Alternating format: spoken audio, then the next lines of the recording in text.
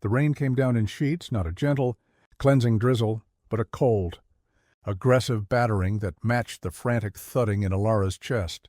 She stood beneath the skeletal arch of an overgrown trellis, the only shelter outside the sprawling, decaying structure known simply to the village of Oakhaven as Blackwood Manor. She had arrived in the dead of night, having traveled 300 miles on a single train ticket, her wedding ring tossed into a filthy rest stop bin, and her entire worldly possession reduced to a worn leather suitcase. The weight of that suitcase was negligible. The weight of the life she had just escaped felt like a mountain, crumbling behind her. Elara was 27, but her eyes held the weary wisdom of a woman twice that age. She had been sold, not married, to a man whose love was a cage and whose honor was a lie. Now she was free. That was her only fierce, undeniable truth. Blackwood Manor loomed, 3 stories of darkened, rain-streaked stone, its windows like vacant, staring eyes. The villagers had warned her, or rather gossiped about her, during her brief stop at the gas station. Don't go near Blackwood, girl. It's got secrets. It's cursed. The tale was always the same. A wealthy family. A scandal, a sudden, tragic disappearance decades ago, and the residual presence of something broken and restless. Most would have seen fear in the silhouette of the old house. Elara saw a different kind of darkness, a shield. The marriage she fled was too public, too well connected for a quick escape. Her husband would send people. He would look in the obvious places, the places of light and life. He would never look here, in the cold heart of a forgotten tragedy. The legends of the manor were her allies. People feared ghosts more than they feared the living, the front door. A monstrous thing of blackened oak, groaned open on a hinge that protested the end of its long, silent vigil. The air inside was thick and cold, scented with mildew, dust, and something indefinable, a dry, metallic tang that might have been the scent of time itself. Elara set down her suitcase in the massive foyer. She didn't look for ghosts. She looked for structural integrity. The next morning, the rain had stopped. In the brutal daylight, the scale of the task was overwhelming. The house was a monument to neglect. Plaster had fallen in great chunks, exposing the wooden lath beneath. The dust lay like fine snow over every surface. The garden had devoured the perimeter, ivy snaking through broken window panes. Yet, as a shaft of morning sun angled through a missing shingle in the roof, illuminating a single patch of tessellated marble floor, Elara felt a surge of energy she hadn't known since she was a girl. This wasn't just shelter. It was a blank canvas. She spent the first week simply clearing debris.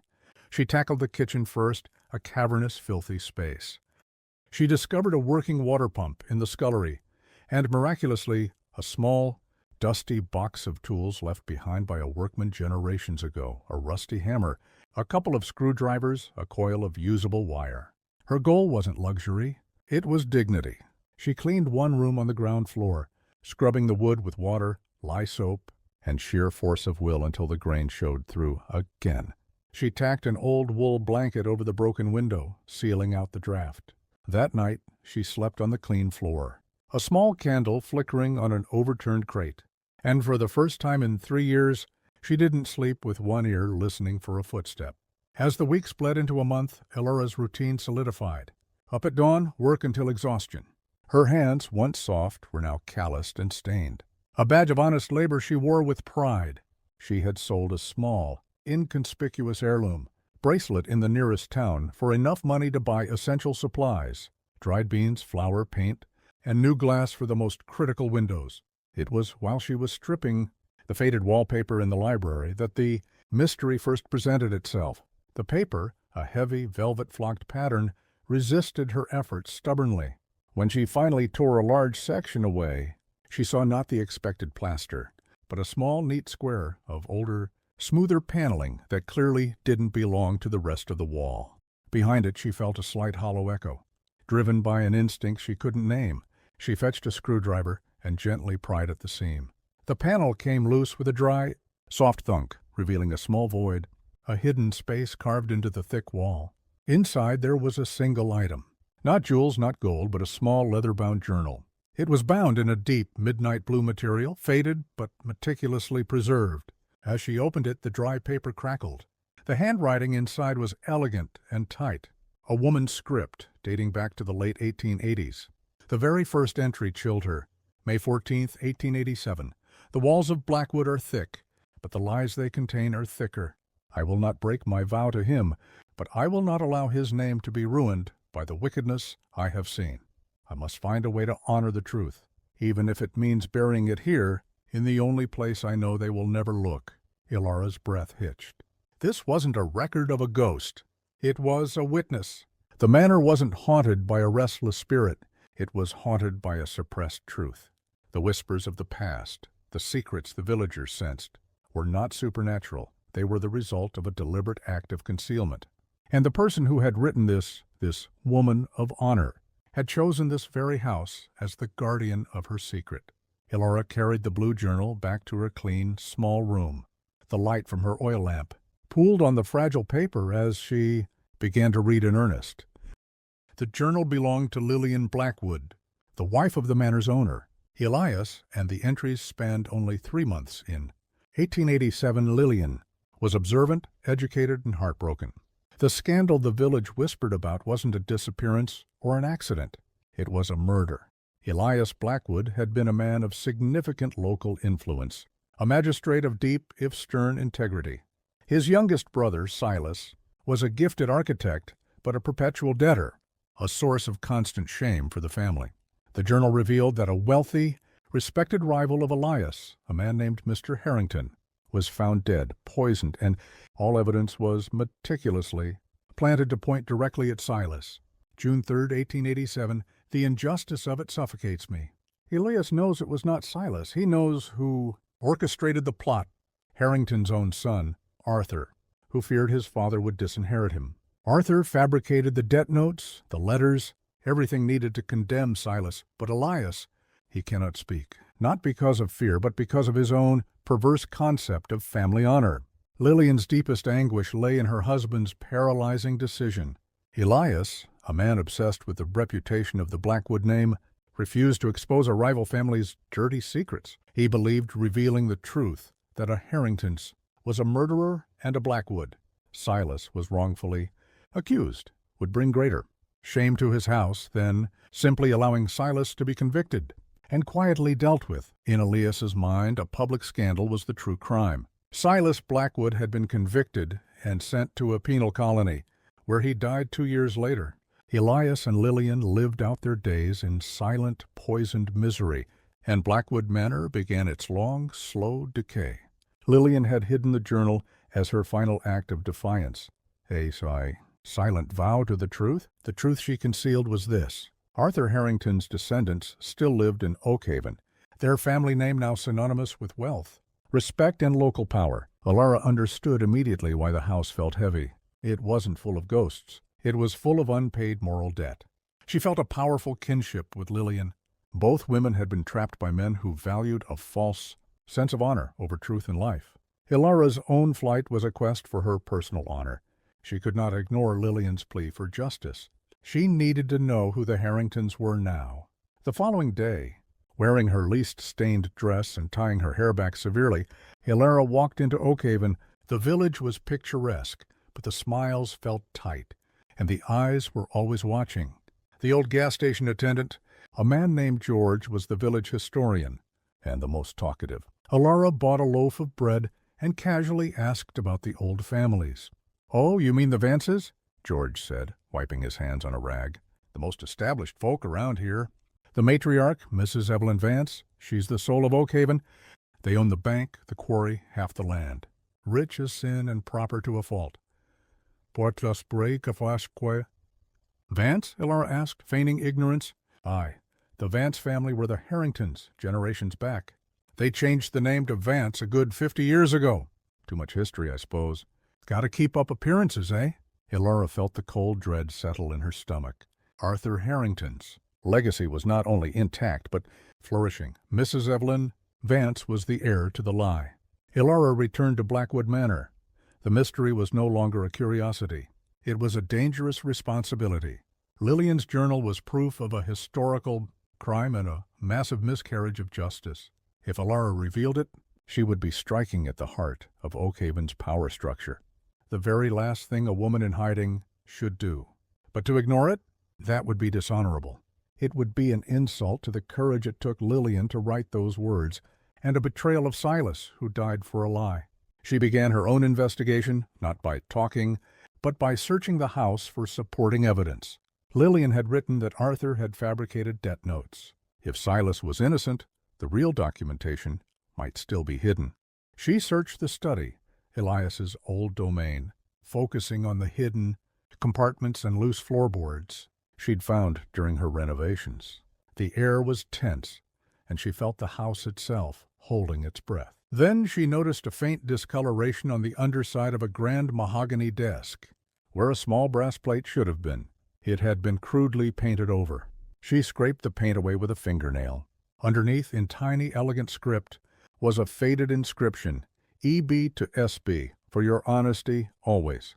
It was a gift from Elias to Silas, hidden on a desk Elias used daily.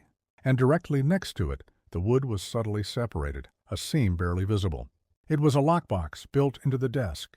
Elara worked with a fine wire for an hour, sweat beading on her temples, until she heard a small click.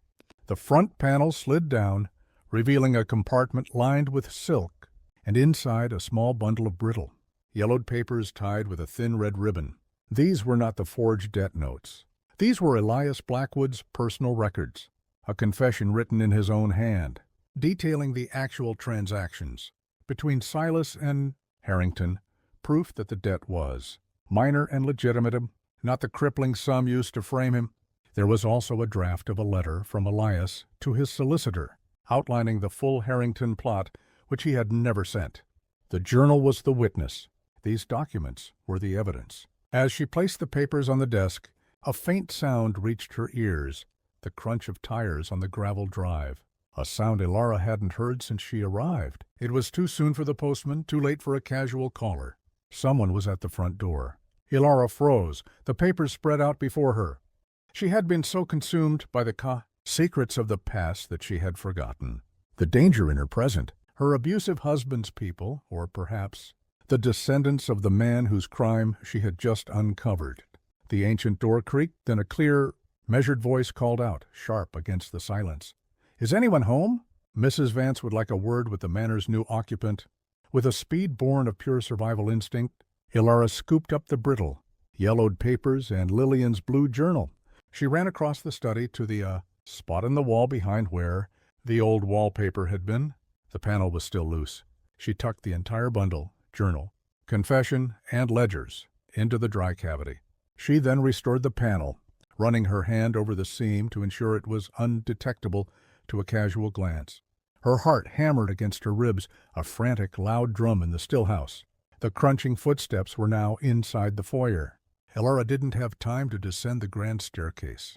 Instead, she slipped into a dark corridor leading to the servants' stairs. She ascended quickly, silently, reaching the dusty, closed-off landing on the second floor just as the voice from below called out again, closer this time, echoing up the central staircase. "The place is structurally unsound, I'm afraid. We will assume you are decent enough to be presentable. Show yourself." Elara peered down through the banisters.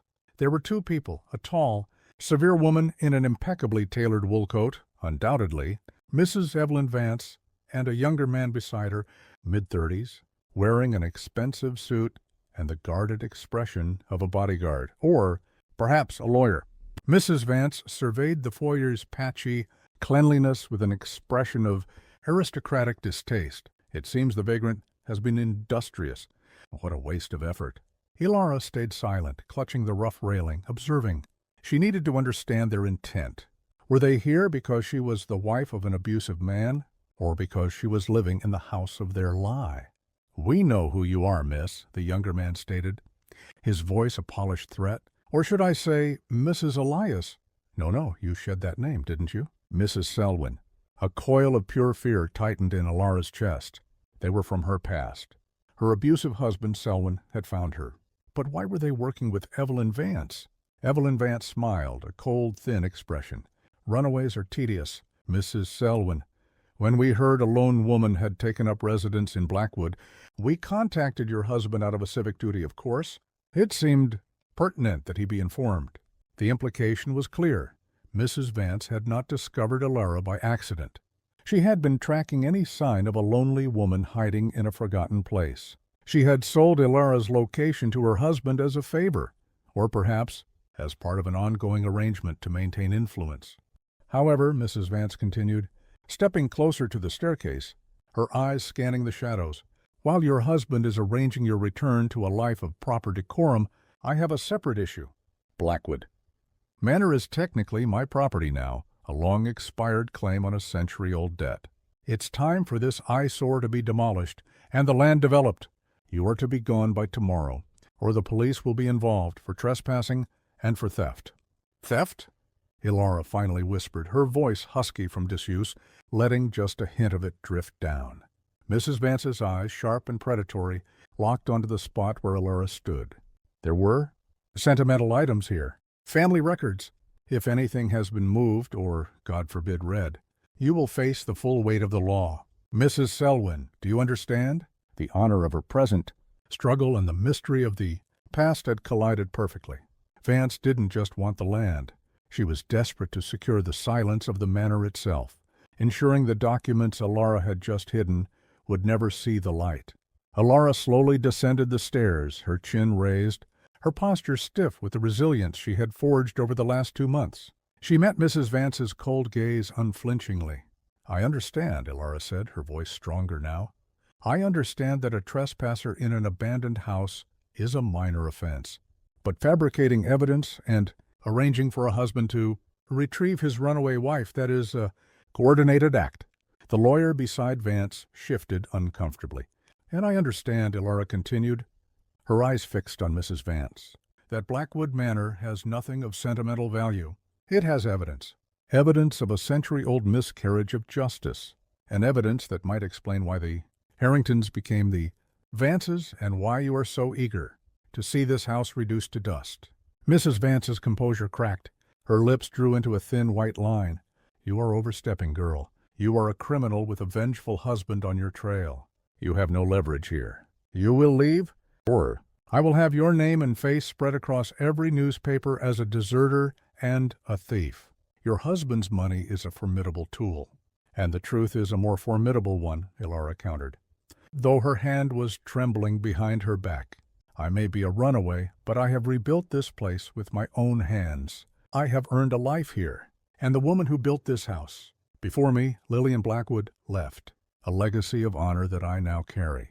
Mrs. Vance laughed, a dry, dismissive sound. Lillian Blackwood was a paranoid eccentric. She died alone and disgraced. Her legacy is moldy wallpaper. Her legacy, Elara said, stepping onto the marble floor and pointing to the library door, is the truth hidden within these walls. You can demolish the house, Mrs. Vance, but before the wrecking balls arrive, I will ensure that Elias Blackwood's confession is in the hands of the National Historical Society and the media. You can bury me, but you won't bury the truth of Silas Blackwood's wrongful death. The threat was a bluff. Elara hadn't had time to make copies, and the only evidence was hidden just meters away. But the look of naked panic that flickered in Evelyn Vance's eyes told Elara she had struck a vital nerve. The Vances valued their reputation above all else. You are playing a very dangerous game, Mrs. Vance hissed, her voice low and venomous. I have already escaped death once, Elara replied, the weight of her past giving her strength. I have nothing left to fear from your society or your family honor. I will leave Blackwood Manor, but only if 2 conditions are met. Elara knew she couldn't stay. Selwyn's people were coming, and Vance would ensure the local police were hostile. Her personal escape had to be her priority, but she would not leave without securing justice for the dead. Name them, Mrs. Vance said, her hand reaching for her lawyer's arm, her composure barely holding. First, Elara stated clearly, I need safe passage. You will use your influence, Mrs. Vance, to ensure that my husband's search is misled, directed far from this county. I need a clear 3-week head start, completely untraceable. I need a new identity document and enough money to start a life. Far from here, Mrs. Vance sneered. Blackmail. Justice, Elara corrected. And second, Blackwood Manor must not be demolished. It must be deeded over to the Oakhaven Historical Society, with a small trust established for its permanent preservation. In the name of Lillian Blackwood, it must stand as a testament to the fact that, even in decay, the truth is preserved. The lawyer pulled Vance close, whispering urgently, "Evelyn, the exposure, the family legacy. We can buy her silence for less than the cost of the scandal." Mrs. Vance stood straight, her eyes blazing with fury at the indignity of being cornered by a runaway. But the thought of the Blackwood truth, destroying the Vance legacy, the century of carefully cultivated honor, was clearly unbearable. "Done," Mrs. Vance bit out. "But if I ever hear a single whisper of this history, if a single page of that ridiculous journal surfaces, I will find you, and you will regret the day you ever set foot in my town. You have one day to pack." As the pair retreated, the polished shoes of the lawyer, the rustle of Mrs. Vance's expensive coat, receding into the darkness of the evening. Elara sagged against the banister. She had lost her refuge, but she had secured her honor, and a form of redemption for a woman she had never met. The house, her symbol of freedom, would now be a public monument to courage. The next morning, Elara sealed the evidence deeper into the wall, a final secret trust. She left a single note, tucked into the silk lining of the desk's secret compartment. "The truth is safe. It will be seen when the house is ready." She left Blackwood Manor just as the sun rose, a clean sky washing away the memory of the rain. She wore new, simple clothes, carried a different, sturdier suitcase, and in her pocket the promised documents and money. Mrs. Vance had been true to her word. She had to be. As she looked back at the manor, no longer a dark silhouette, but a home, illuminated by the dawn, Elara felt a profound sense of closure. She had entered as a refugee of a dishonest life. She left as a woman who had upheld a centuries-old vow. She walked onto the road, not with the frantic pace of a fugitive, but with the steady, firm steps of a woman with a purpose. She was no longer just running from a dark past, but walking toward a new life built not on luck, but on the enduring strength of her own honor and resilience. The secrets of Blackwood Manor were safe, and so, finally, was she.